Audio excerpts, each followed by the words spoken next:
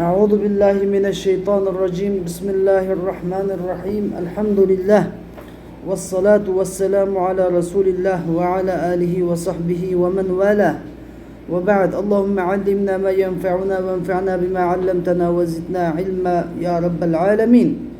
Bugün kelgen dersimiz bolsa Nuruddin Es-Sabuni rahimahullah yazgan El-Bidayeh minel Kifayeh fil Hidayeh fi Usuluddin namlıq. Bu kitapның En-Nubuvat kısmına geldik. Әмді қырындашлар бүгінгі дәріс кештің бұрын сіләгі мұхим болған бір тәнбихатны бірей. Ақиде білімі çoğun cihetten üç kısım bulunudu. Birincisi ilahiyat, ikincisi nubuvvat, üçüncüsü sem'iyyat. Birincisi nime? İlahiyat, ikincisi nubuvvat, üçüncüsü sem'iyyat. Yani üç kısım bulunudu. Hem de ilahiyat degende fakat Allah Teala'nınki Allah Teala vacip sıfatlarını, Allah Teala'nın nemenin müstehil ikenligini, Allah Teala'nınki zatının sıfatlarının, zati sıfatlarının, fiili sıfatlarının kadim ikenligi doğruluk şu vakte Allah Teala'nın kanda nalar sıfatlarının paklaş ikenligini, kirek ikenligini doğruluk şu vakte sözleydiğen kısmı ne de batırıldı? İlahiyat da batırıldı. Ama nübüvvet degende nübüvvet yani Allah Teala'nınki öz hikmetinin takazası boyunca bendilerini hata yoldan doğru yolga çakırış için evetken kuşumça rahmeti. Kuşumça rahmeti diye gep düşünemsizler Maturidi ilana akidesi boyunca. Aslında Allah Teala insana akıl atağılgan. İnsan bu aklı arkalık Rabbini tunuşu gerek idi. Bu aklı arkalık. İntihar katı nimet akıl degen, katı rahmet. Şu demeni Rabbini tunuş gerek idi. Hem de bu insan bu Rabbini tunuş için gece gündüz aklını işitip aklını en gayrı yetkisi Rabbini tunuyal etti. Yani doğru işletse aklını ve en çocuk belli yetkisi gece gündüz tetkik kılsa Rabbini tunuyal etti. Ama insan anda hem iş kuşunu taşlap ben tetkik kılmen de otursa hayatlık davranışmaydı. İnsandaki bu hayatlıkta kıldığan nurgullah işleri var, duş kıldığan nurgullah kıyıcılıkları var. Şunun Allah Teala rahmet kılış yüzüden akılınki yetmegen yerige. Aslında akılını tuluk istesiydi de o. Lakin insanın vaktini yetmegenlik için şerait yer vermegenlik için Allah Teala insana rahmet kılış yüzüden öz hikmetinin takazası bilen peygamberlerini evetti. Allah Teala'ya peygamber evetiş geldiğinde vacip emez. Lakin peygamberlerini Allah Teala öz rahmet kılıp ve ma erselnake illa rahmeten lil alemin dedi. Allah Teala öz rahmeti bilen evetti. Ya vacip boğalık nemez. Ve ma yecibu alallahi şey. Allah Teala hiç ne vacip olmaydı. Şunu anlamı? Hem de biz bir şeyin nemini bile oldu. Peygamber evettirişlik ki demek geldi ki Allah Teala'nın rahmeti geldi ki. Anladın? Yani bu bizge Allah Teala asli aklımız bilen Rabbimizi tunuzak bulduk Allah'ı. Hem de biz tunuyan mı kaldığımız için, aklımız khas çekilip, cahit işletten mi geldiğimiz için Allah Teala bizi rahmet kılıp, yani kuşumcu kılıp, benden ezip gelmişsin deyip, nemi kaldık, peygamberlerine evet geldik ki. Hem de biz nemi için bir akıl arkada tepşik gerekli sana, bizim alem, töt kıl alem bulduk arkadaşlar. Alem, töt avalim var. Erba'atu avalim. Birincisi alemuz zur. Alemuz zur. İkincisi alemuz dünya. Münazır. Üçüncüsü alemul berzak. Dördüncüsü alemul ahire. Bizde dört alem var. Yani alemul zurda Allah Teala bütün insanların kıyamete kadar kılıdığan bütün insanların hem ilimlerini, ruhlarını Allah Teala şöyle yaratıp hemmisini yığıp durup Allah Teala elestu bi rabbikum dedi. Hemmisi kalu bela der ikrar kıldı, ispat kıldı. Mana şu çağda hem böyle kalısta nemesi oldu Rabbini tunudu hemmesi. Şunu olamı hem de insanın tigide fitratı da o şu alemiz zurdu ki Rabbini tunuş bir Rabbi ibadet kılış diyen bir neme fitratı var.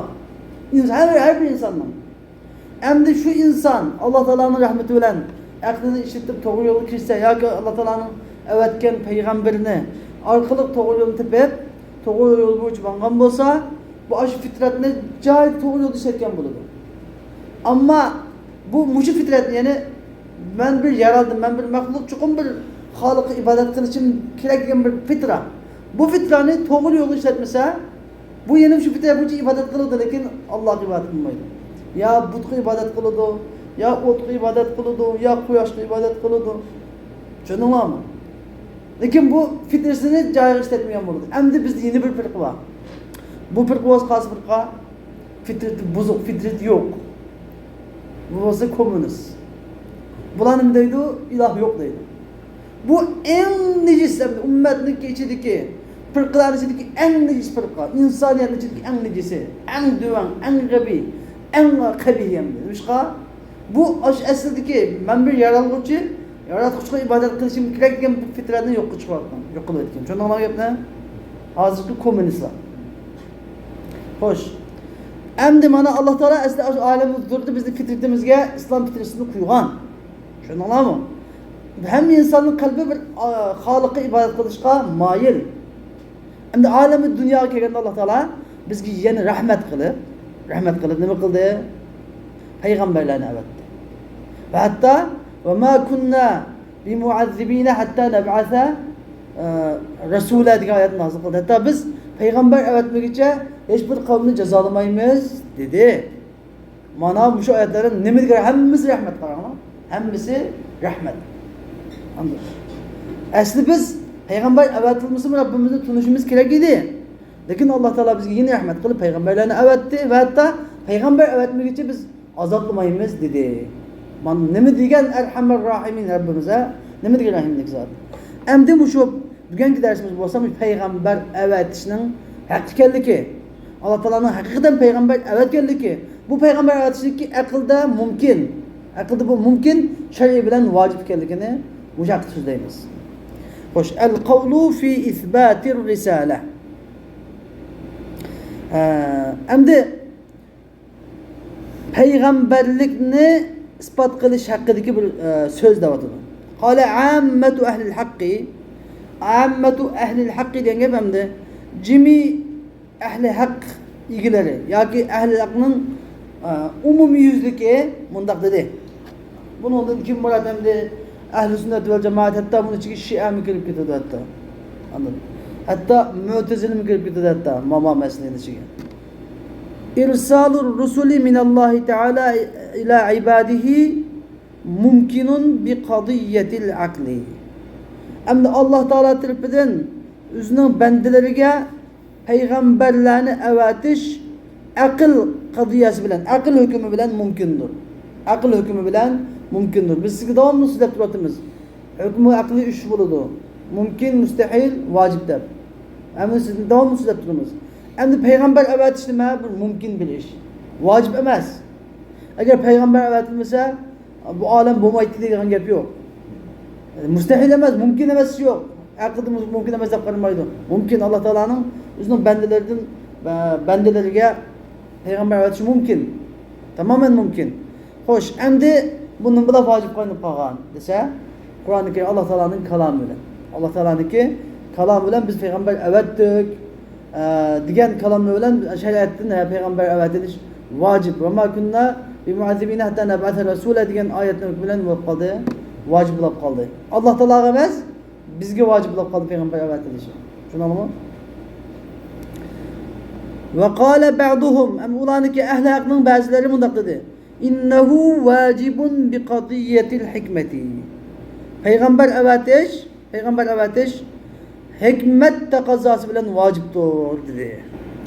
Hem de bu şu bizdeki Maturidi mi Hanefilerin içinde bir kısmı Allah Teala'nın hikmeti takazasıyla vacip diyenler var. Bu manamı demez.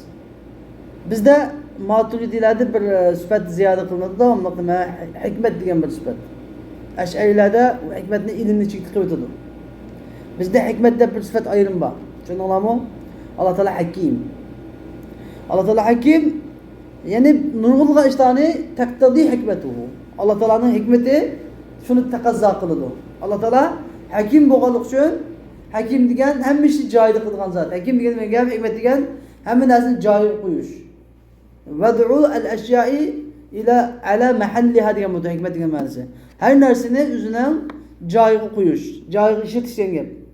Endi Alloh taolo hikmat zot bo'lgandan keyin payg'ambar avatilish degan bu Alloh taoloning hikmati shuni taqozo qiladi. Alloh taoloning hikmati, ya'ni ummatlarniki aqlning qosir ekanligi, o'zi xohlagancha natijasi to'g'ri yo'l topolmay xato yo'lga minib ketadiganligi.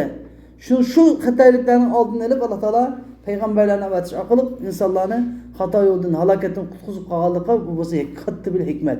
Shu hikmat shuni taqozo qiladi. Endi mushu hikmatning taqozosi bilan vojib degan bu ma'noda yaxshi bir tushuntirish, ya'ni Alloh taolo hikmatli zot bo'lgandan keyin, Alloh taoloning sifati vojib bo'lgandan keyin, u hikmati vojib qilgan narsa bilan vojib bo'ladi degan bo'lsa, bu oyat aqlga muvofiq. Mumkin deganlarning masalasi aqlni bu boshqa jihatdan mumkin deganda, ya'ni nima demoqchi bo'lganda bu vojibal vujud yoki mustahilal vujud babida emas, bu mumkinal vujud. Bo'lishi ya'ni aql qabul qilmaydigan emas demoqchi. Bu vojib deganlar mutlaq vojibal vujud degan demoqchi emas, ya'ni bir qadiyatil hikma demoqchi. Bu nima? Ikkisi qarmoqqa xilof lafzida ko'rinib turadi. Wa za'amatis sumaniyatu wal barahimatu, amdi biz sumanila, bu sumanila barahim deganlarni men 5-ki dars tafsirisiga tushunib o'tib bo'lgan. Agar bu shuni topaman desam 5-ki darsni tekshirsam chiqadi. Bular qanday odamlar desanglar, ya'ni Alloh taolaning birligi ishinidir. Sumani barahima deganlar. Alloh taolaniki birligi ishinidir. Sumani degan Hindistondagi bir firqalar. Barahim deganlar Ibrohim alayhissalomning avlodi, biz Ibrohim alayhissalomning diniga agishimiz deb e'tiqod qiladi, lekin bular payg'ambarga ishonmaydi. Ular deydi, Alloh taolaning payg'ambar avatishi mumkin emas. Alloh taolo bir, lekin payg'ambar avatishi mumkin emas. Aql buni mumkin deb qaramaydi deb o'ylaydi. Bu ularning davosi, quruq davosi, zam degan gap quruq davosi, atalmish gaplar. Va za'amat sumaniyatu wal barahimatu annahu muhalun, u mumkin emas deb shunday dedi. Xo'sh, endi biz ahlul haq nimada Alloh taolo tarafidan bandalarga payg'ambar avatilishi tamamen mumkindir dedi. Buningga chuqur burhan ketadi, burhan. Burhan degan dalilning ichidagi eng kuchligi. Burhan degan dalilning ichidagi nima eng kuchligi. Burhan bilan dalilning orasida nima al-umum wal khusus mutlaq bor. Nima kullu burhanin dalil, laysa bil aks. Ya'ni burhanu isbat edilsa, burhan degan dalilning eng kuchli dalili, keskin dalil demaydi shuni. Dalil emas, keskin dalil. Payg'ambarlikni isbotlashning keskin dalili. Ve hujjatu ehlil haqqi degan haqiqatchilarning haqiqat ahlining davlisi bo'lsa, hujjati bo'lsa shuki sudural amri ven nahyi min Alloh taala ala ibadihi, Alloh tabarak va taoladan bandalariga amr nahyining buyruq cheklamalarning sodir bo'lishi ve ihbarahum ulaga amma fihi salahu darayhim mimma qasurat uquluhum an ma'rifatihi, ularning aqllari uni bilishdan ojiz kelgan ikki dunyolik, bu dunyo u dunyolik manfaatlari banasidan ularga xabar berish, nima endi xabar nima edi? Annaniki g'ayru mustahilin. Anna sudur al-amr niki nimasi annaning ismisi sudur al-amr ve ihbarahum. Uni xabari nima? G'ayru mustahil. Bu mustahil emasdir. Yani mumkindir. Ve ennehu hikmetun ve savabun. Bo'lsa yana bunda Alloh taolo tarafidan bizim bandalarga amr buyruq chekmalarning sodir bo'lishi va ularni aqllari bilan bilishga ojiz kelgan bu dunyo u dunyolik baxt saodat va ishlarni ularga xabar berishni o'zi mumkin emas ish emas, ya'ni bu tamamen mumkin va u hikmat. İntayin hikmetlik iştir. Nadide cahil okuyalgan, ölçemli kılınan iştir. Ve savabun ve tıkı doğrudur. Hata emas. فَلَا يَبْعُدُ مِنَ الْحَكِيمِ. Qanday adam aqida babida yeb'udu deb kelsa, yani فَلَا يَبْعُدُ مِنَ الْعَقْلِ deb ma'nosida. Anladingmi? فَلَا يَبْعُدُ مِنَ الْعَقْلِ. Nima emas bu ariqdagi musab emas. Ariqdagi musab emas, yani aqlni yaraq emas demekçi. فَلَا يَبْعُدُ minel hakimi en yahussa ba'de ibadihi bi ilmi zalik. Emdi hakim boğan, hakim zat Allah tebareke teala'dan en yahussa ba'de ibadihi bi ilmi zalik. Uzun bazı bendelerini aşını bilişki has kılışı ne demez? Akıldan yaratlamaz. Onu akıldan yarak sanmayımız. Bazı bendeleri Allah Teala şu yani Allah Teala'nın buyruğu çeklemelerini bilişi ve bendelerinin bu dünyalık bəxt saadet menfaatlerini neminin paylık neminin ziyalık yerlikini bilişi akıldan yaratlamaz. Allah Teala'nın bazı bendelerinin kanda ölen tabi sebep bilen buludu. Ya imma bi ilhamin sahih. Ya doğru boğan ilham bilen mesela veli bendelerdik mesela. Ev vahyin salih. Ya uçuk vahiy bilen.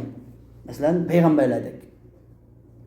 Feyukhbira emrikin ma veli bendelerinin ilham bilen sabit boğan nerse peygamberlerinin vahiysen sabit boğan nerse okşamaydı.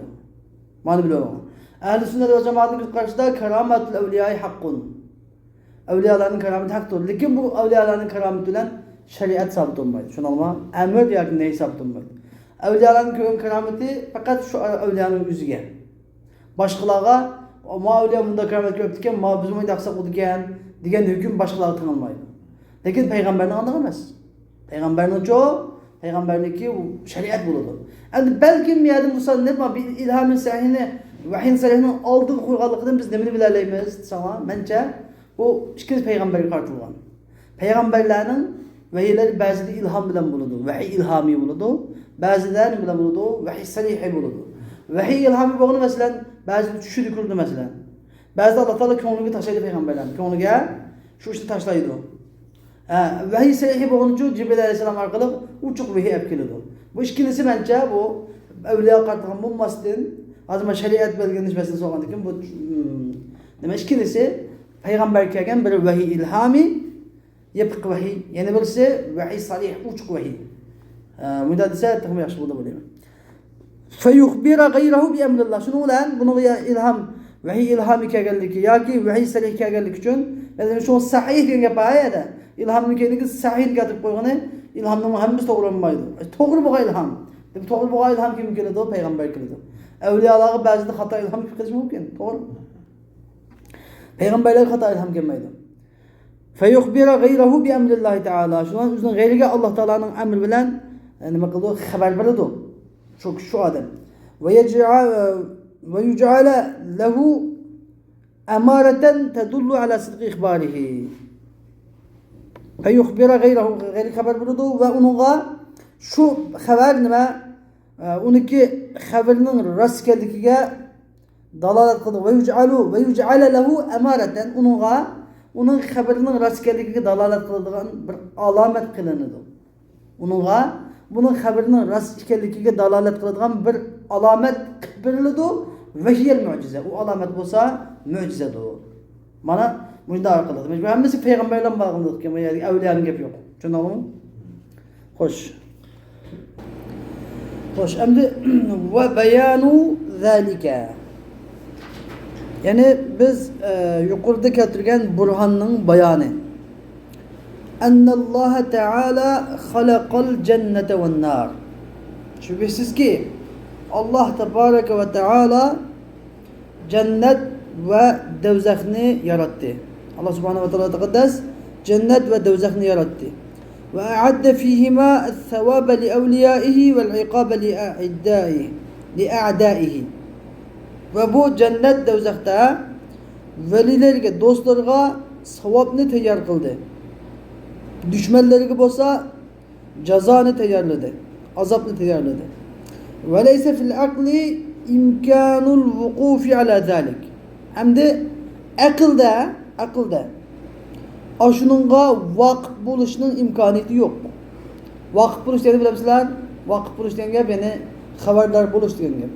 Yani bir işte gibi, el-ilim gibi. Akıl arkalık biz bu günahkarlara ahirette savab, cennetin ibadet savab balıkını, yaxşılarga cennetin ibadet savab, yamanlarga devzaktin ibadet azap, ceza balıkını biz akıl arkalık bilelmeyimiz. Mümkün emez. Ve keza halakal ecsamet darra. Ve şunu da Allah Teala ziyallık cisimlerini ve Allah Teala dünyada ziyarlık cisimlerini ve faydalık cisimlerini yarattı. Allah Teala dünyada ziyarlık cisimlerini ve faydalık cisimlerini yarattı. Mesela zehirlik yılan, çayallarını ve ziyarlık bizge. Yılan, çayallar ziyarlık. Lakin koy kalıcı bizge faydalık mesela. Mesela bizge nispeten. Biz bunu bilmeyimiz hem de. Demiş kalıqını. Şuna olma. وَلَمْ يُودِعْ فِي الْحِسِّ وَالْعَقْلِ الْوُقُوفَ عَلَى التَّفْرِقَةِ بَيْنَ الضَّارِّ وَالنَّافِعِ. Allah Teala bizim hissimizde, his diyen gep 5 sezgi azada. Puraş, tutuş, kürüş, anlaş, tetiş azaları da. Vel akıl ve aklımızda bizim bu aklımızda bu şu zarar yetkizgücü bilen menfaat yetkizgücünün arasındaki farkını bilişni bizimki nimimizde amanet koymadı. Ne bizim sezgi azalarımızda ne aklımızda ne koymadı, amanet koymadı. Ve şehdi ve sum hasel bilen zahar ve dai ve dava kisel bilen dava kisel bilen dava Muşlarının arasındaki mühendisi beyne dar ve nafi ve şehdi ve sum ve dai ve dava yani hasel bilen zahar kisel bilen dura akıl bilen kisel bilen dura zarar yetkizgücü bilen fayda yetkizgücünün arasındaki tepliğe şunun arasındaki ikisine andaq mamundaq deb ayırışqa boğan bu bilimni Allah Teala bizde amanet koymadı. Vel aklu la yutiqu tecrübete lima fiha min ihtimalil helak. Akıl bunu tecrübe kılıp bilemeydi. Nimişqa bu neslerin içinde min ihtimalil helak. Helak buluştaki ihtimali var. Bir adam bir zehrini bir yep bakayım iç bakayım da iç baksa ülep kalıdı mesela.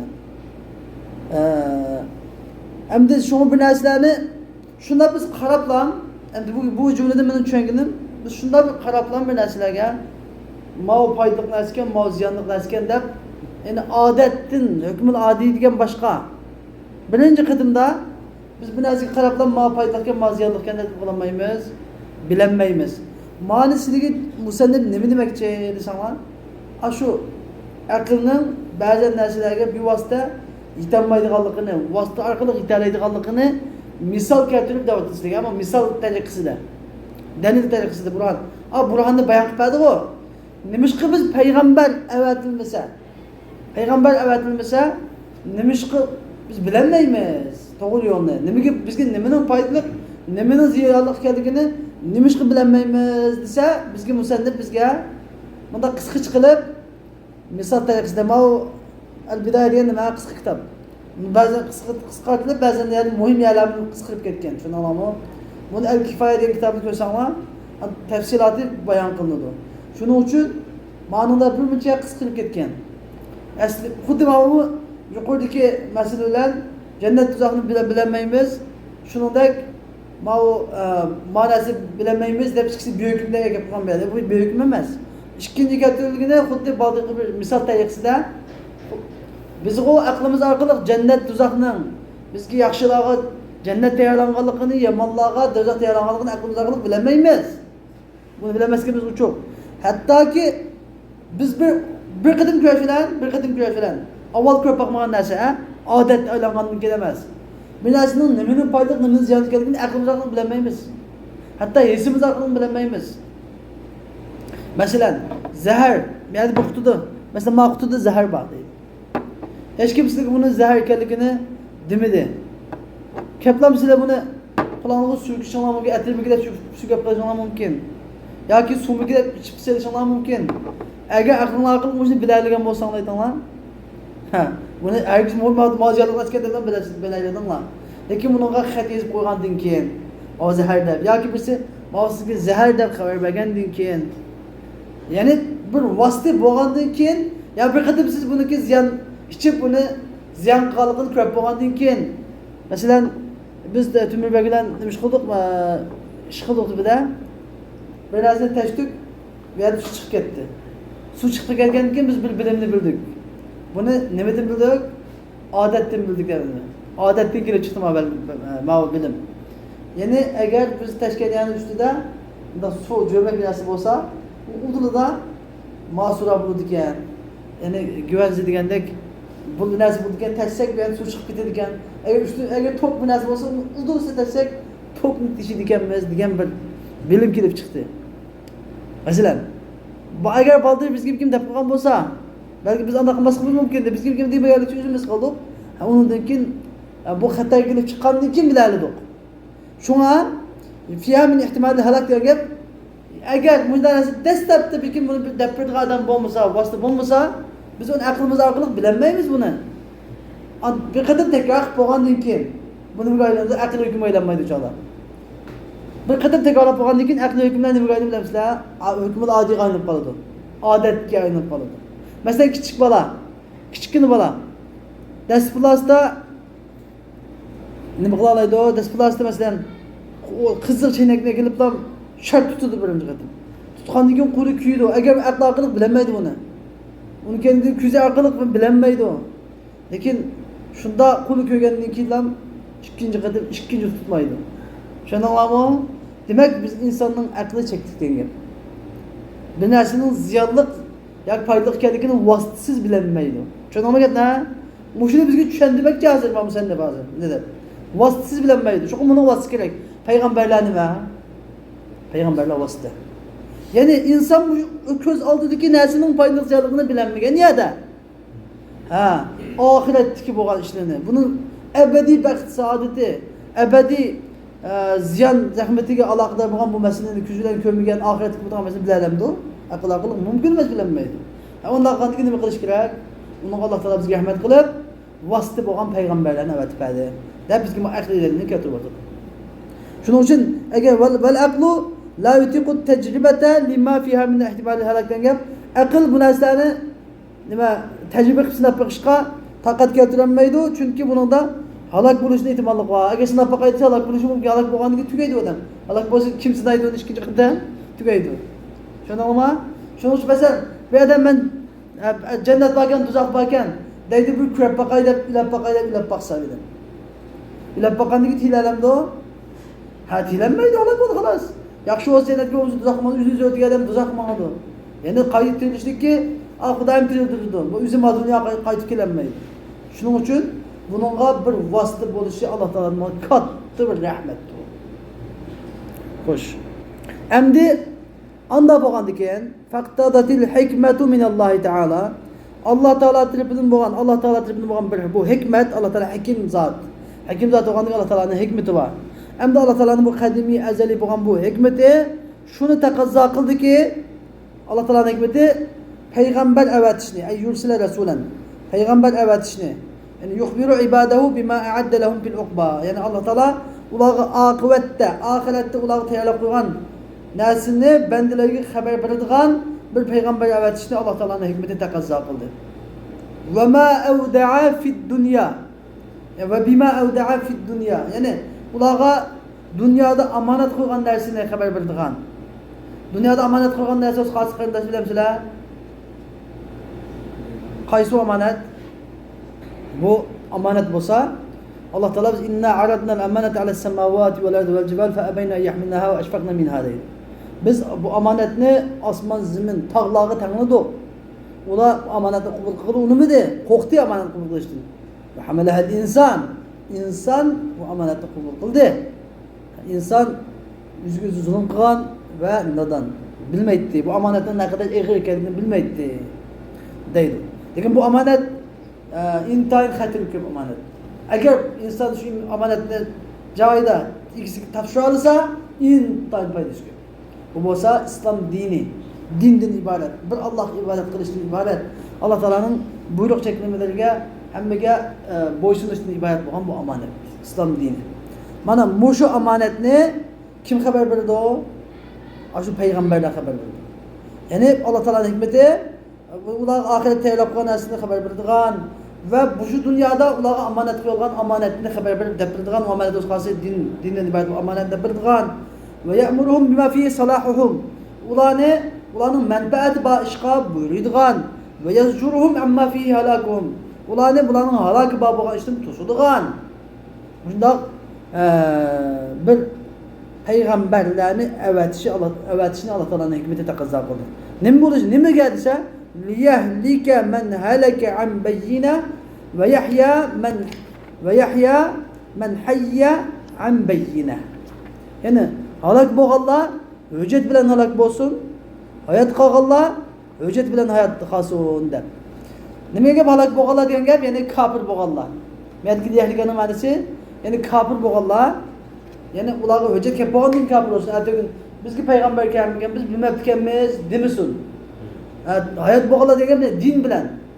Din bilan hayot bo'lganlar. Haqiqiy hayot qolsa iymon. Bir odamning qalbi iymon bo'lsa, buning qalbi hayot. Qalbida iymon bo'lmasa qalbi o'lik. Tushunarlimi? Bir odam musulmon bo'lsa hayot qitam. Agar kofir bo'lsa o'lib ketar. Shunga yani halak bo'lganlar degan gap, avliyo halak bo'ldi deb kofir bo'lganlarning oqibati nima? Halokat. Do'zaxning cho'ng halokat yo'q. Do'zaxning cho'ng halokat yo'q bu yerda. Halak bo'lish degan gap, ya'ni kofir bo'lgandan oqibati nima bo'ladi? Do'zaxga boradi. Shu halokatga boradi. Hayot bo'lganlar degan gap, ya'ni haqiqiy hayot qiladi jannatda. Mo'min musulmon bo'lganlar haqiqiy hayotga, nimaga jannatga borib erishadi. Haqiqiy hayotlik, mangu rahat farog'atlik, tugmas bitmas maqsadlik hayotlikka erishadi. Bu shuning hammasi hujjat bilan bo'lsin da. Ana atog'in gunoh qilganlar, biz bilmabdikanmiz deyamiz unda. Savob qilganlarma hujjat bilan tursin, mazmun tursin to'g'ri yo'lda deb deydi. Xo'sh. Xo'sh, endi payg'ambarlikka inkor qiluvchining shubhasi va unga raddiya qaytarish deydi. فإن قيل لو أتى الرسول بما يقتضيه العقل ففي العقل غنية عن ذلك ولو أتى بما ينفيه العقل فالعقل يرده ويحيله فلا فائدة فيه. ده bir itiraz keltirsa, bir shubhadan biri keltirsa, payg'ambarlik inkor qiluvchi. Yani agar buna desa, agar payg'ambar aql taqozo qiladigan narsa bilan kelsa, payg'ambar aql taqozo qiladigan narsa bilan kelsa, fa fil aqli ghunya an zalik. Aqlda anda degan anda olganda aqlda uningdan behojatlik bor. Yani aql buningdan behojat bo'ldi ekan. Yani aqlimiz bo'yicha taqozo qilib payg'ambar bizning aqlimiz taqozo qilsa payg'ambar kelsa bo'ldi ekan deb taqozo qilgan narsa bo'lsa, demak aqlda bor degan gap. Aql taqozo qilgan narsa degan gap, ya'ni payg'ambar kelmasmi aql uni bilalaydi ekan. Payg'ambar kelishining zo'rligini biladigan aql, o'sha payg'ambar kelganda deydigan gapni bilalish kerak. Aql bilgan narsa ekan u. Ma birinchi shubhasi. Walau ata bima yanfihi al-aql, agar u payg'ambar aql inkor qiladigan narsa bilan kelsa, fal aqlu yaruddu, aql uni nima rad qiladi ekan. Va yuhiluhu, uni mumkin emas deb qaraydi ekan. Ayni agar aql taqozo qilgan narsa bilan kelsa, aqlni biladi ekan. U payg'ambar kelmasa bo'ldi ekan u. Agar aql bilmaydigan, ya'ni aql inkor qiladigan narsani payg'ambar kelgan bo'lsa, bu aql buni rad qiladi, aql buni mumkin emas deb qaraydi. Bu yerda aqli hukm aqli bilan hukm shar'iy nima chiqadi? Qarama-qarshilik qilib chiqadi. Shuning uchun biz payg'ambar kelmaydi deymiz. Fala foydata fi, bunun payg'ambar aytganda hech foyda yo'q ekan, bunda ziyon bo'lsa ekan, foyda yo'q ekan deb mavu shubhini keltirsa da'vatidu. Buning javoban deymizki, qulna ya'ti bima yaqsurul aqlu an ma'rifatihi va idrakihi. Ya'ni ya'ti rasul deb, ya'ti ar-rasul deb qana. Ya'ti nikasnaga ya'ti ar-rasulu bima yaqsuru al-aqlu an ma'rifatihi va idrakihi. Payg'ambar nima uchun keladi? Aql taqozo qilgan narsadan kelmaydi. Avvalo siz savolingiz xato. Yoki aql inkor qilgan narsadan kelmaydi. Payg'ambar bo'lsa aql qisqa kelgan. Aql buni bilishdan, tugiga yetishdan ojiz kelgan narsani olib keladi. Mana bilib qo'ying. Aql taqozo qilgan narsani olib kelmaydi payg'ambar. Yoki aql qarama-qarshi kelgan narsani, aql yoqdab inkor qilib turgan narsani olib kelmaydi. Balki aql buni tugiga yetishdan ojiz kelgan. Aql xotira buni tugiga yetishdan ojiz kelgan narsani olib keladi. Birinchi, siz savolingizni o'ngshab qo'yay deyapti-da. Savolni xato. Bundan o'ngshab qo'yay. Uni keyniden sizga endab qo'yamiz bu ma dalilimiz o'rnatdik. Bunda degandiki uniki savolga javob berib bo'ldi asosan lekin buni yana yutlaymiz tubiga javobni. Fa inna chunki nima qanday deysan desangiz deydi. Chunki qadiyatil aqli yoki qadiyatul uquli aqlning hukmlari 3 qismga bo'linadi. Hukmi aqli 3 qismga bo'linadi. Biri vojib, ikkinchisi mumtani, uchinchisi joiz. Bunda chiqadi vojib degani vojib. Biri vojib. Vojib al-vujud, vojib. İkincisi mumtani degan mana mustahil degan ismi bor. Mumtani, mustahil. Üçüncüsü caiz, mumkin degan ismi bor. Tushunarlimi? Hammasi bir narsa. Mumkin deb kiradi, ba'zida jaiz deb kiradi. Demak, aqlning hukmi, ya'ni hukmul aqli qanchakan 3 ga bo'linadi. Vojib, mumtani, jaiz. Endi xo'sh, val aqlu aql hukmidagi bu 3 narsaning ichida aql keskin hukm qilgan narsa bor. Aql hukm qilmaydigan narsa bor. Bu ishning ichida hamma yo'q aql hukm qilmaydi. Aql qanday hukm qiladi? Aql vojib bilan mumtani hukm qiladi. Aql vojib bilan hukm qiladi. Bu jazman bo'lish kerak deb hukm qiladi. Mumtani uchun jazman bo'lmasligi kerak. Buni bo'lish mumkin emas deb hukm qiladi. Ammo valaki yatawaqqafu fil jaiz. Ammo joizda to'xtab turadi. Joiz bo'lma jazman bo'ladi deb hukm qilmaydi. Jazman bo'lmaydi deb hukm qilmaydi. Balki nima deydi u? Bo'lishi mumkin, bo'lmasligi mumkin deb buningda shunday deydi, to'xtab turib kesmaydi. Buningda la yaqta hukmni kesmaydi. Fala yahkumu fihi bin nafi wala bil isbat. Buningda nafi bilan hukm qilmaydi, isbat bilan hukm qilmaydi. Wala yujibu min zalika shay'an wala yuharrim. Ya'ni mumkin bo'lgan ishlardan, joiz bo'lgan ishlardan hech bir shayni vojib qilmaydi, uni harom qilmaydi. Buni vojibmi demaydi, harommi demaydi. Aql bilan tushunarlimi mumkinatlarni. Endi illa annahu idza ta'allaqa bihi aqibatun hamidatun yuqbilu alayhi. Endi aql qanday qiladi? Aql faqatla idza ta'allaqa bihi aqibatun hamida yuqbilu alayhi. Yani bir yerdeki bi degan gap bi jaiz. Qachon bu joizga aqibetun hamida, yani bir yaxshi oqibat.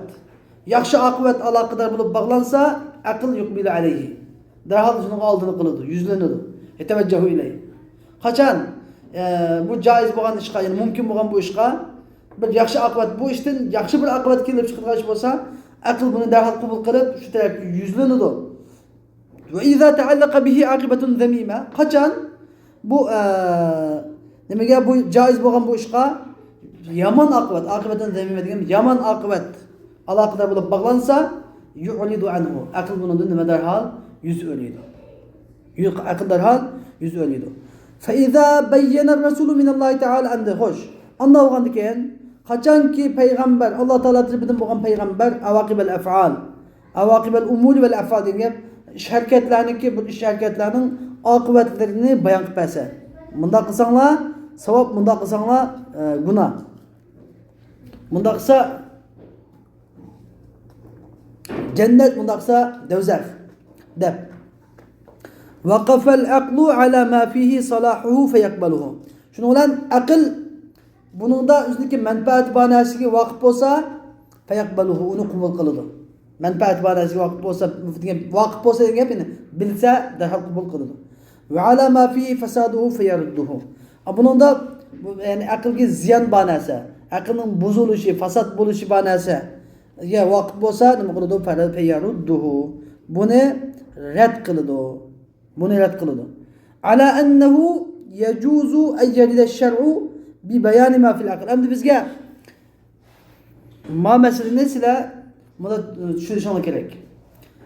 Alloh taolo payg'ambarga aytdi, yaxshilik qilganga nima jannat beraman, yomonlik qilganga do'zax beraman deb. Endi mumkin payg'ambar deydi. Sen haroq qilsang, kofir bo'lsang, haroq qilsang, zina qilsang do'zaxga kirasan.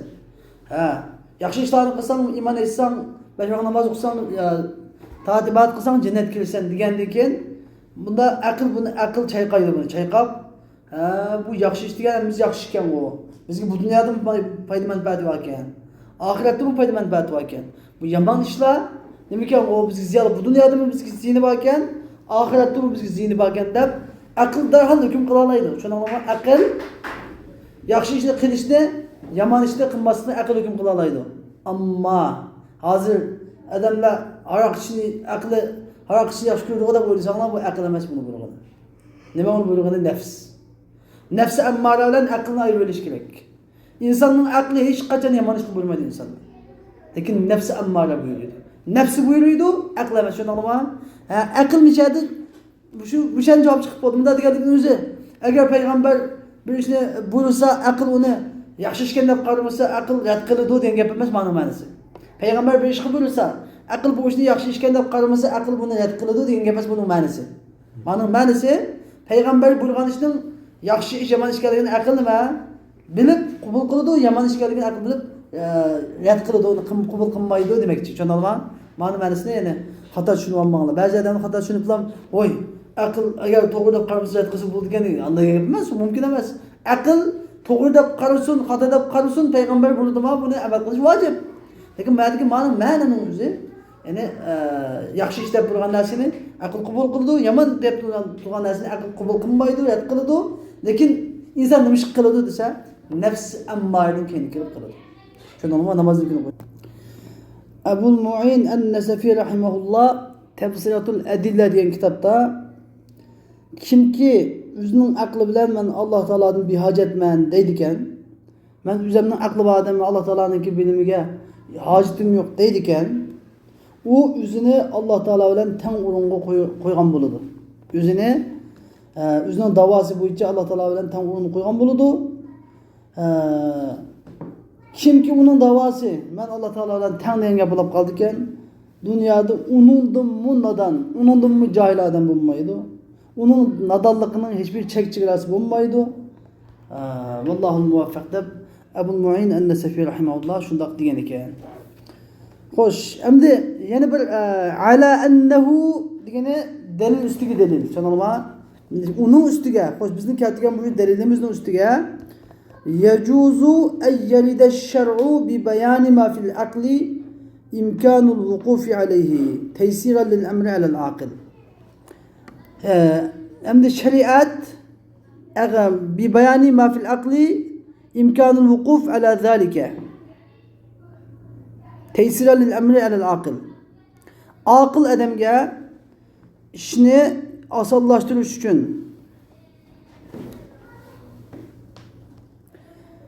ya'ni aqlda asli nima? Uniki vaqf bo'lish ala zalik degan gap shu ishqa demakchi. Shu joiz bo'lgan ishqa. Shu joiz bo'lgan ishqa vaqf bo'lish aqlda mumkin. Lekin aqlda mumkin bo'lgan bilan aql buni yetib olmagan tikka. Aql buni tikka yetib olmagan. Lekin aqlda yetish tamoman mumkin. Aql bilan bilish mumkin, ammo bunga aqlda bo'lib yetib olmagan narsani bayon qilish bilan shariat kipirish ham joiz bo'ladi. Nimishqa? Shu aqli bor odamga shu ishni osonlashtirib berish uchun. Ya'ni bunda demakchi o'g'ni xuddi Imom Azam degandek, agar hech qanday payg'ambar kelmagan bo'lsa-mu, bandalarning yaratquchini tunishi vojib bo'ladi degan Imom Azamning bir qavli bor. Anladin? Degandek, ya'ni asli bu tunishi kerak. Hatto payg'ambar kelmasa bu tunishi kerak. Lekin endi aql tunib bo'lmaganligi uchun shu aql egasiga Alloh taolo osonlashtirib berib, marhamat qilib, shariat shu aqlni tunishtirishga bo'lgan narsani bayon qilib berish uchun shariat kelisham nima joiz. Hech qanday uningda nima yo'q, uningga bir cheklimi yo'q, uningga anda kasb bo'lmaydi deydigan cheklimi yo'q deydi. Nima ish qilsa iz la budda lahu min ma'rifati zalika min mulazamati at-tafkiri va an-nazar ad-daimi va al-bahth al-kamil. Nima chunki masalan 5 tushunib bergan gapgan bu. 5 deb tushunib berdim sizga. Chunki inson mush aqli bilan mush haqiqatga yetaman demakchi bo'lsa, masalan Alloh taolaniki barliqni payg'ambar kelishini bilatdi demakchi bo'lsa, masalan la budda lahu min ma'rifati zalika shu haqiqatni bilish uchun min mulazamati at-takfir shu haqiqatni bilish uchun fi ma'rifati zalik davomli tafakkur qilish va davomli nazar qilish va bahsil kamil bahs tadqiqot qilish to'g'ri keladi. Bihaythu law ishtaghala bizalika la ta'attala aktharu masalihi. Shu darajadagi agar shu kamil tadqiqot, davomli bo'lgan nazar, mulazamat tafkir Şunun bilan shug'ullansa insonda ta'attal aksar masalih, uning manfaatlarining ko'pi buzilib ketadi. Turmushi buziladi. Xotin bilan aloqamiz bo'ladi, bola bilan aloqamiz bo'ladi, butamiz bo'ladi, tamoq yemiz bo'ladi, ishimiz bo'ladi. Uning turmushi buzilib ketadi. Buzilib ketadi. Shuna fayakunu at-tanbihu min Alloh taala ala zalika biwasitatir rusuli fadlan va rahmatan. Allohning bu Alloh jalla va aladan ashunga payg'ambar vasfisi bo'lgan bir tanbih bo'ladi. Payg'ambar vasfisi bilan bo'lgan inson aqli bilan o'ylab yetamay qolgan, netki qilib yetamay qolgan yoki bir ogohlantirish. Mana tirnqida yo'l ochilib, aqlingiz ochildi, yordam bo'ldi sizga. Nima qilsa fadlan va rahmatan. Alloh taolaning fazli, marhamati va rahmatidan chiqdi. Kama qala Alloh taala, Xudo Alloh taala Qur'on Karim degandek, "Va ma arsalnaka illa rahmatan lil alamin" degandek.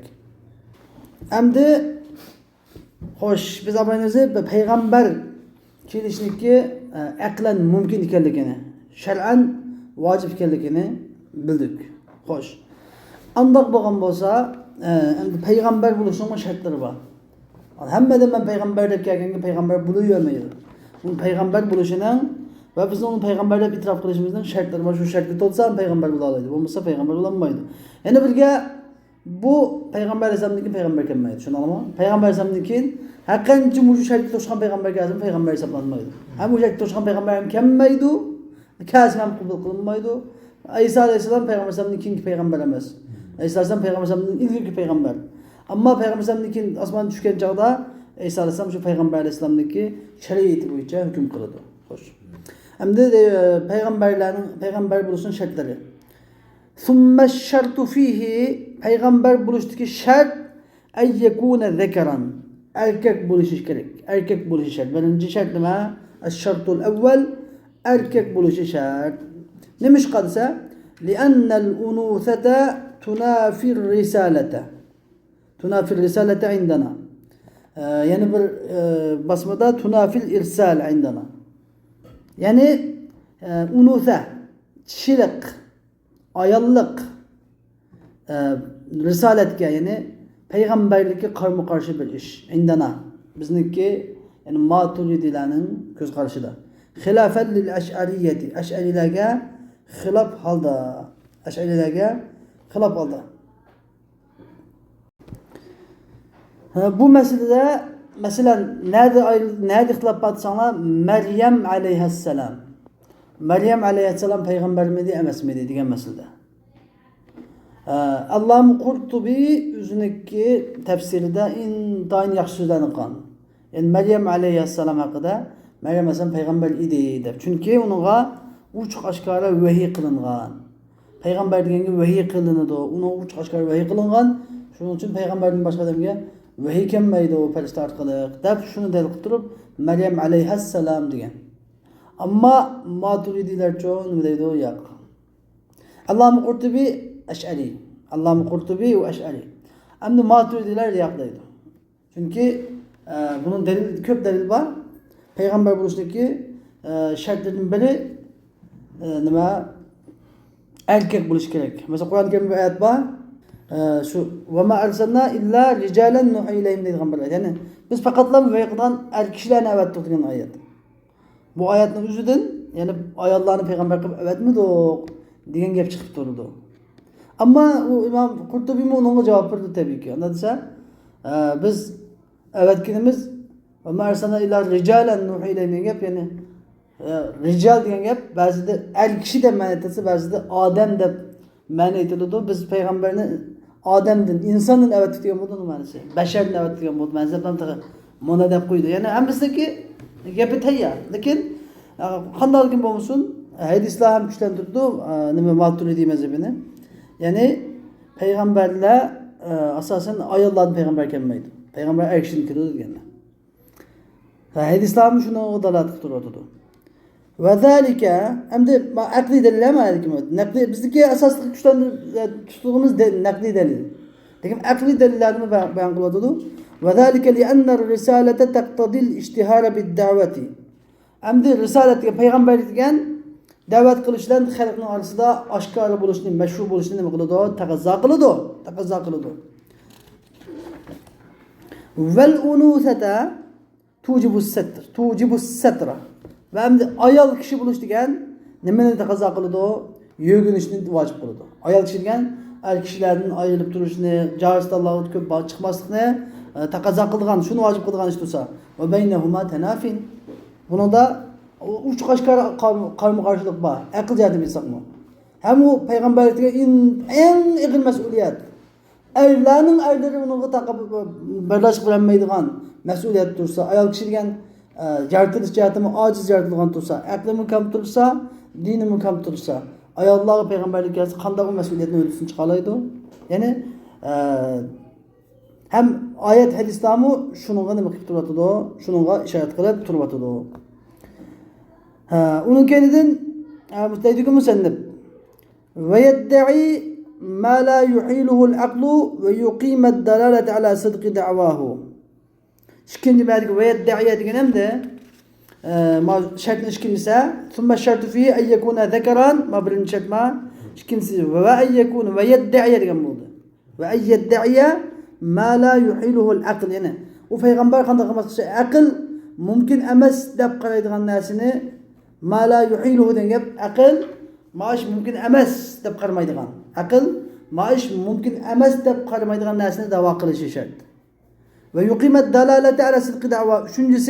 Üçüncü şart o'zining da'vosining rostligiga dalalat delil turg'izishi shart. O'zining da'vosining rostligiga dalalat qiladigan delil isbot turg'izishi shart. Birinchi shart erkak bo'lishi shart, ikkinchi shart yani uni kelgan narsa aql qabul qilmaydigan narsa emas. Aql qabul qila oladigan. Aqlan mümkün emas deb qolgan narsa emas, aqlan mümkün bo'lgan narsani olib kelish kerak. Chunki biz payg'ambarlik avvatishim 5 nima dedik? Uni mümkün qatoriga kirgizdik, vojib qatoriga kirgizmadik, mustahil qatoriga kirgizmadik, nima qatoriga kirgizdik? Mümkün qatoriga kirgizdik. O payg'ambarlik olib kelgan narsami shu mümkün, aql mümkün deb qolgan narsa bo'lish kerak. Va u payg'ambar o'zining da'vosining rostligiga dalil turg'izishi kerak. Chunki iz la yajibu qabulu qawlihi إذ لا يجب قبول قوله بدون المعجزة عندنا. Bizning mazhabimizda yani ahli sunnat va jamoatning ko'z qarashida Ash'ari bo'lsin, Maturidi bo'lsin, qaysi bo'lsin, payg'ambarning gapini mo'jizasiz qabul qilish vojib bo'lmaydi. Joiz bo'lmaydi desam vojib bo'lmaydi. Agar payg'ambar nima keltirmasa, mo'jiza keltirmasa, uniki da'vosini, da'vatini qabul qilmasa, u gunohkor bo'lmaydi. Vojib emas gapini qabul qilish. Uchuqum mo'jiza keltirgandan keyin nima qilganda vojib bo'ladi. Peygamberlikini ispat için nima qilish shart, mo'jiza keltirishi shart. Endi birisi o'ylab qo'yganda bu mo'jiza intayin muhim rol o'ynaydi. Intayin muhim. Mo'jizaning roli intayin muhim. Hozir biz sizlar musulmon bo'lib qolgandan keyin mo'jiza bo'lsa musulmon bo'lamiz deb o'ylaymiz. Mo'jiza bo'lsa musulmon bo'lamiz deb. Bizga oson. Lekin kafir bo'lgan uchun, dadasi kafir, onasi kafir bo'lgan uchun. Uning ahvoli edi.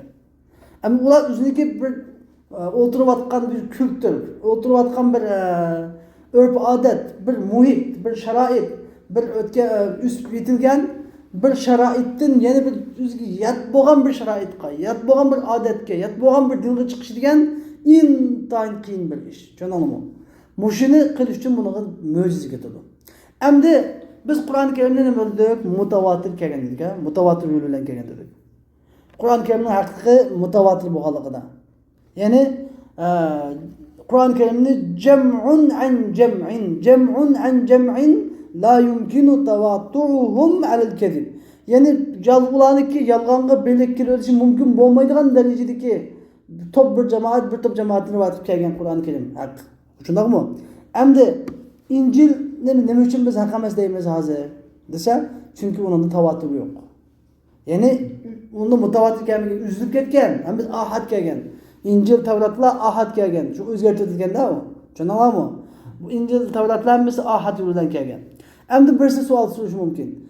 Emas tamam siz sahobadan tortib endi top mutavatir kelibdi Qur'on. Siz deganingiz bo'yicha. Lekin payg'ambar alayhisolamga Muhammad payg'ambarga Yavuz kelgan-ku. Muhammad payg'ambar ham Jibril Muhammad payg'ambarni Yavuz olgan-ku. Nima? Muhammad payg'ambar Jibrildan Yavuz olgan Qur'on Karimni bunun dalilingiz endi qani buni mutawatir emas ekan, sizning ahad ekan deb bunda mutek dalilini ko'rsatsa, shu chog'da nima deymiz? Biz Muhammad payg'ambarga uning Qur'on Karimning haqiqatligiga qachon ishondik? Muhammad payg'ambar mo'jiza keltiradigan uchun. Uning mo'jiza shu o'zining rostchil payg'ambar ekanligiga Möcize keltirilishi bu aşı mutavattir olmalı. Möcize keltirildi var. Onun gibi bunu biz rastladık. Onun ki yalnız belgen haberin hemmesi nima mutavattir. Onun belgen haber ahadüz yalnız belgen bozumu biz onun yüzü içinde çünkü biz hemmelerini gösterip turgan möcizini keltirildi o. Çanalama möcize intayın mühim sanırım. Bunu bilip koş gerek. Şoň bu peygamberliğin şertine iki yüz adı deyin. Mana möcize keltiriliş gerek. Hilafen lil ibadiyeti deydi. Hilafen lil ibadiyle hilaf halda. Havaricilerden bolan ibadiyle fırkısında bir fırkı var. Bunu hilaf halda. Haythu qalu bu havaricilerden bolan ibadiyle fırkısında ne dedi? Yecibu kabulu kavlihi qabla izharil mucize. Peygamberinin sözünü kabul kılış onun möcize aşkar kılıştın bunun vacip buludu dedi. Ve zâlike batilun. Bu kavul batıl kavuldur. Demiş ki li'ennehu la taqa'u tefrikatu beynen nebiyyi vel mutenebbi'i illa bil mucize. Çünkü peygamber bilen ve peygamber hakiki peygamber bilen peygamberlik davası kılgan saht peygamberinin arasını farklandırış fakatla mucize bilen yüz buludu. Mucize bilen buludu. Yani rast peygamber bilen saht peygamberini biz kanda arayalayımız. Mucize keltirilse rast peygamber buludu. Mucize keltirilmesi çoğu saht peygamber buludu. Fela yelzemul kabulu biduni. Anda olgandikin mucizesiz o peygamberin davetini kabul kılış lazım kemmeydi. Yani bunda dikkatli özlemedim. Vacip bulmaydı dedi beşte. Vacip bulmaydı diyen yaptın. Eğer ben mucize gömetip iman etse onu iman olmaydı koşuydu. Ne anlamaz. Yani bulavurdu. Mucize küyaştın bunun iman etse bulavurdu. Hatta Abu Bakr Siddiq iman etkandı. Abu Bakr Siddiq hiç kandan mucize gömetip iman etkan mesela. Ali radıyallahu anh iman etkandı. Hatice Hanımız iman etkandı. Ula hiç kaysi mucize gömetip iman etmeyen şu an olma. Bu yemek tası abzal buludu. Yaxşı buldu dekin. Geldiğinde vacip bulmaydı. Mucize köz etmezdim durup iman ediş geldiğinde vacip bulmaydı. Mucize göz boğandıkin çoğu geldiğinde hemmimiz geldiğinde vacip. Yani bu da demekçi musannif. Ne demek çoğu? Hoş emdi silage musannif mucize diyen neme bunu tunlaştırıyorlar da. Mucize diyen neme. Mucizenin tarifi. Emdi mucizeninki tarifi. Vel mucizetu. Mucize diyen ma yuzhiru aczal halqi anil ityani bimislihi. Mucizenin tarifini verdim size imtihan sualıga. Ma huvel mucize dep gelse, ne de İslam'ın o tanağı bulmuş yani. Mucize diyen ma yuzhiru aczal halqi anil ityani bimislihi. Şunu alma. Yani ne mi de mucize isim kalgamlığa mucize diyen yani halkını şu işini okuşunu keltirişinin aciz keltirdiğan. Halkının şu işini keltirişinin aciz kellikini aşkar kıldığan narsa. Mucize diyen halkının muş işinin okuşunu keltiriş, kılalışının aciz kıldıqanlığını aşkar kıpırdığan narsa ne vatıldı? Mucize. Yani acizlaştırıcı diyen gep. Lügat manası acizlaştırıcı. Nemin acizlaştırırdı o? Yani halkını şu işini okuşunu keltirişinin aciz keltirdiğan, acizliğini aşkar kıldığan bir narsa. Acayip noştalik ma o. Ma yudhiru aczal halqi anil ityani bimislihi. Maşallah. Ama yani mucizedeki ha lil mübalağa. Mübalağa tüçüne la lil te'nis. Muannas tüçüne mes. Mucize dengep çişi mucize mu dengep emez. Ayal çişi mucize dengep emez. Bu ne? Mübalağanın tesirde bir tava bizde. O thallacetun, gassaletun diyendeki tavama, gassaletun diyende demiş gassaletun takidi bile bilemezler. Onun gibi muannas kılınamaz. Meyadaki ta deminin tası. Yani mübalağanın tası yani. Kattu uyuduğun. Gassaletun. Mesela tellacetun. Yaşlar sen hemmisi yani mübalagat babında onda. Vezinin üstünde mübalagat var. Gassaletun diyen vezinin üstünde mübalagat var. Onu kendin ta mübalagata batayımız. Mucize mi şunda? Yani haddedin adettin taşkırı boğan işler. Hem ve hadduhu indel mutekellimin. Hem de bu mucizeniki mutekellimillahın göz karşıdaki haddi şu meyada ve hadduhu da fikirde meyada ve hadduha demey ve hadduhu da vatı dinlem ما ديك تا تأنيس شنو ماز مبالغة شنو دفقة من وحدها دمي وحدها يبكت شنو ما وحدها عند المتكلمين أن المعجزة المتكلم لأن في قارش ديك تعرف إيه ظهور أمر بخلاف العادة على يدي مدعي النبوة عند تحدي المنكرين ظهور أمر بخلاف العادة على يدي مدعي النبوة عند تحدي المنكرين يعني إنكار قلوجلا بلان tahaddi qilgan chaqda ala vajhin yu'zul munkirina anil ityani bimisli inkor qiluvchilarni shu ishni o'qishini keltirishdan ojiz keltiradigan yo'l bilan payg'ambarlik da'vo qilgan odamning quli orqali odatning xilofi bilan bir ishning oshkor bo'lishi deyapti. Bir ishning oshkor bo'lishi. Tushunalmi? Kamil ta'rifi mutakallimlar qarashidagi. Ya'ni avvalan zuhur amrin bi xilafil ada. Qanday bo'ldi ekan? Birinchi qilib odatdan tashqari bir ish bo'lish kerak. Mo'jiza bo'lish uchun adam normal ish mo'jiza olmaydi. Cho'qim odatdan tashqari bizda hukmul adi deb bir gap bor. Masalan, o't nima qiladi? Ko'ydirdi. Kun sharaqdan chiqib g'aribda o'tirdi. Masalan, hammasi nima hukmul adi masalan. Suv ostidan nima? Suv ustidan ostiga oqidi. O't ostidan ustiga kuydi. Hammasi nima hukmul adi. Tushundingmi? Shundoq odatdan chiqqan bunda hukmlarni qarshi bo'lgan bir ish oshkor bo'lish kerak. Cho'qim odatga qarshi. Odatga qarshi bo'lish kerak. Uni keyin ikkinchisi ala yaday mudda'in nubuva bu ish kimga orqali bo'lish kerak? Shu payg'ambarlik da'vo qilgan odamning qo'li orqali bo'lish kerak. Ikkinchi ta'rifning ikkinchi nimasi batulma fasla. Qachon nerede bo'lish kerak? Inda tahaddil munkirin. Yani üçüncü fasl bu. Yani inkar qiluvchilar bilan nima qilgan chaqda? Tahaddi qilgan chaqda, ya'ni baslashgan chaqda. Tushunammi? Bu yerda nima olib turibdi hozir bu? Bu yerda ma ikki faslda avliyoning karomatini olib turdi. Odatdan tashqari ishni oshkor bo'lishi avliyoning karomatidan bir, ikkisi bir. Mudda'in nubuva degan gapdan o'zimiz bu payg'ambar da'vosi qilgan degan avliyo payg'ambar da'vosi qilmaydi, bu yerda ayrıldı. Uni keyin yani avliyanın kerametinin yeni bir farkı mevcut olan inda tahaddül mümkinin. Kaçan peygamber inkar qilgan odam bilan tahaddi qilgan chaqda peygamber mo'jiza keltiradi. Ammo avliyo xohlagan vaqtida keramet keltirmaydi. Tushundingmi mantiqi? Bu ham sizga amisi avliyo bo'lsa hozir o'tgan bir zamonda deydi. Xitoy shunda zulm ketdi deb gap o'tirib mana deydi. Ey sizlar tasavvuf ahli. Adağan sizlarga avliyo odamlar mana bir duo qilib Şircikmanı yaktayına bir öt yoksa anlamamda dua kılır. Kerametini köşesi anlamamda deydi. Ben onu dedim ki kardeş, kerametin nemi bilem sen desem karab durdu. Keramet degende Allah Teala halıgan bendisiga halıga vaktida bildiğen bir hürmet. Bir hürmet bu. Herkesme bu dememez. Ben halıgan çağımda gösterleydiğen bu mucize emas bu. Eğer mucize bo'lgan bo'lsaydi, halıgan çağda gösterlesem buladı. Peygamber mucizini gösterleydi. Halıgan çağda inkar qilib kelgan odamlarga mahmadan riqobatda o'zi gösterleydi. Ammo avliyo göstermeydi. Mucizeden kerametin farkı şu. Bir şeyde farkını durdu. Bu ikkinchi odatdan tashqari ish. U odatdan tashqari, bu odatdan tashqari ish.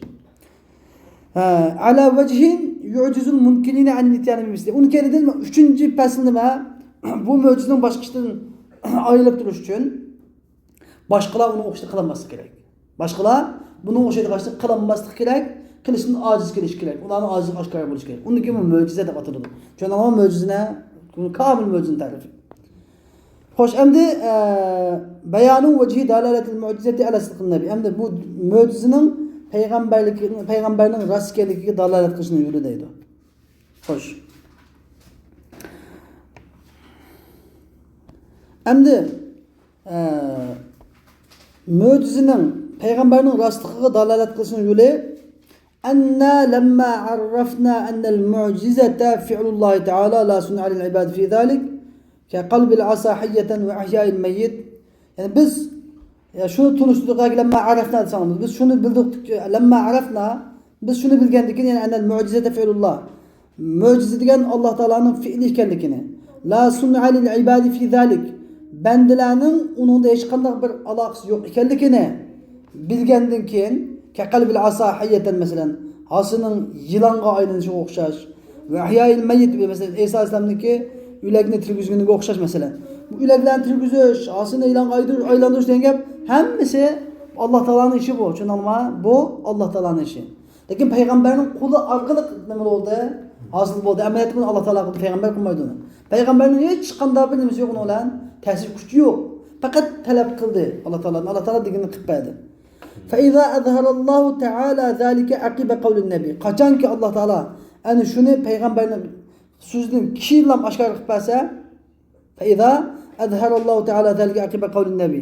Qachonki Alloh taolo shuni payg'ambar alayhisolamning qavlini kiylam, payg'ambarning so'zining kiylam qilib bersa, ya'ni payg'ambarning qos so'zi in kuntu sadiqan enni rasuluke fef'al keza degan kavlini fef'al yani Peygamber dese ey Allah ey Rabbim eğer ben senin Resulün bolsam bana mundaq qilib bergin dese fef'al Allah Teala shunda qilib bersa mana kavlin nabiga mush mana tushunalma atf bayan ma in kuntu degan atf bayan kavlin nabiyina mundaq qilib bersa kana zalika tasdiqan lahu bil fi'l amda ma cümle itiraz in kuntu sadiqan degan atf bayan cümle itiraz şekilde geldi kavlin nabi fe iza adhara Allah Teala zalika aqiba kavlin nabi aqiba kavlin nabi kana zalika tasdiqan lahu bil fi'l ana shu bu peygamberge darvaqa tasdiqlagan bo'ladi. Yani şu Allah Teala'nın şu mucizesinde peygamberin kavlinden keyin aşkar qilib berishi şu peygamber üçün hesab darvaqa ameliyatda tasdiq hisoblanadi, tasdiqlaganlik bo'ladi. Bu feyakunu bi manzilati qavlihi yani Allah Teala'nın sadaqta sen ras etding degan qavlinin o'rnida bo'ladi. Kaman idda'a masalan bizga bir misol keltirib ko'rsatdi. Kaman idda'a bi hadrati sultan annahu rasul. Masalan sultanning huzurida onun sultanlık elçisi ekanligini da'vo qilgan bir odamga o'xshash. Summa qala li ghilmanihi. Andikin o'ziniki xizmatkorlarga, qo'l ostidagi odamlarga, xizmatkorlarga mundaq deydi bu elchi. Ayatu sidqi meniki ras sultanning elchisi ekanligimning alomati nishoni anni aqul shuki anni aqulu lahu man sultanga mundaq deyman. In kuntu sadiqan anni rasuluka faqum min majlisika thalathan marrat thumma qud. Fafa'al. Meniki ras elchiligimniki nishoni agar men rasçıl seniki elçin bolsam o'rnidan 3 qatim turgan andiga o'tirib bergin deyman fafa'ala onu shunday qildi deb fafa'ala degan shunday qilsa degandek podshoh o'rnidan 3 qatim turib o'tirib bersa va arafal ghilmanu annahu lam yakun min adati sultan zalik yani xizmatkorlar sultanning odatidan normalda 3 qatim o'tirib qo'yadigan odati yo'q taxti bir o'tirdi qo'yadi odati borligini xizmatkorlar bilsa kana zalikal fi'lu tasdiqan lahu fi da'wahu. Ani shu sultanning shunda qilgani ashu elchiniki davosida rastchil ekanligining dalili. Yoki ashu fe'l tasdiqan lahu fi da'wahu degan ashu elchining davosiga sultandan bo'lgan bir tasdiq hisoblanadi. Tasdiq bo'ladi. Bi manzilati qavli sultanning sadaqta ras etding fakaza hada. Yani sen ras etding degan qavli o'rnida bo'ladi. Bu mu xuddi shunga o'xshaydi. Vallahi matal ala va billahi tawfiq. Yani çoğu Peygamber Aleyhisselam'ın mucizesi xuddi mushundoq. Şu misal ko'rsatgandek, yani Allah Teala ey Allah men sizning ras peygamberim bo'lsam, mana shuni qilib bergin deydi Allah Teala qilib beradi. Xuddi bu Allah Teala dedi sen mening ras peygamberim deganlik bu. Hali til bilan. Til degan ba'zida hol tili bo'ladi, ba'zida hol tili bo'ladi. Shu hol tili bilan nima degan bo'ladi? O'shaning bo'g'aliqning o'zi nimadan derak bo'ladi? Ha bu peygamberning ras peygamber. Allah Teala dedi sen mening ras peygamberim degandek bir nido kelgandek bo'ladi. Allah her ras peygamber kendinde şu canlı iman etişi geldiğinde vacip buluduğu deydi. Ve ahiru davana elhamdülillahi rabbil alemin.